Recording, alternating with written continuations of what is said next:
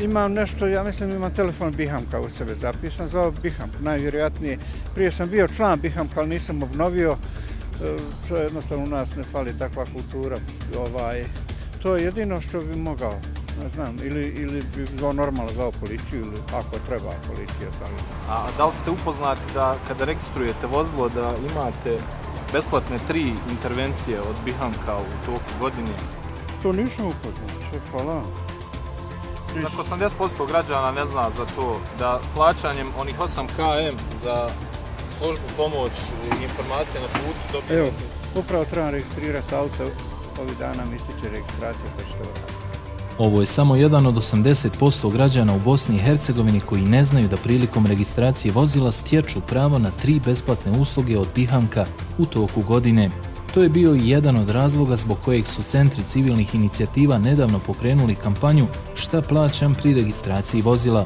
Većina ljudi u stvari ne zna zašto daje novac kad plati takozvani SPI, službe pomoći informacije, i kad plaća putarinu. Ovo drugo je izuzetno jednostavno. Dakle, putarinu koju plaćamo da bi naše puteve nadležne institucije održavale, gradile, renovirale i tako dalje.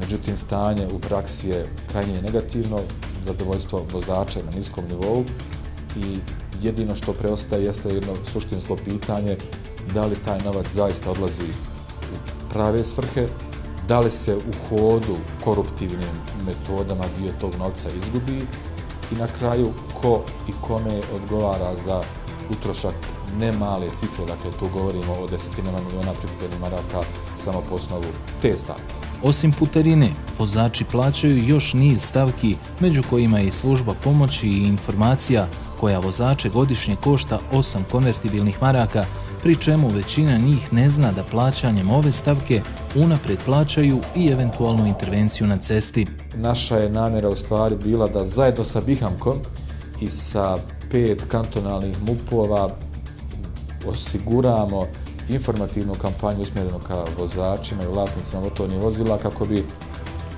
konačno, nadam se, svi znali da imaju besplatne usluge pomoći na cesti od onog momenta kad registruju svoje auto. Svi motorizovani građani koji registruju auto i pritome plate 8 maraka za posebne naknade imaju pravo na 3 usluge pomoći na cesti u toku godine, a jednu u toku mjeseca. Te usluge podrazumijevaju znači otklon fara na cesti, znači pomoć na cesti i prevoz, znači u slučaju da se ne može izvršiti popravka vozila na cesti, znači prevoz do najbližeg servisa.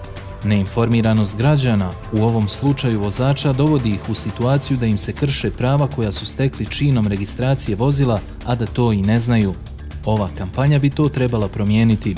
Kampanja je generalno informativna, ali latentno i zagovaračka, zato što se na mala vrata bori protiv korupcije koja se evidentno dešava na našim cestama, u slučajevima kada su ljudi u nevolji, kada nisu čak sposobni racionalno ni promišljati, ni brzo djelovati, tada im nedostaje prava informacija. Prava informacija da su unaprijed činom registracije svog auta platili uslugu pomoći na cesti. Čuo sam da ima tih upravo zloupotreba od tih privatnika koji na jedan, po meni, onako prljav način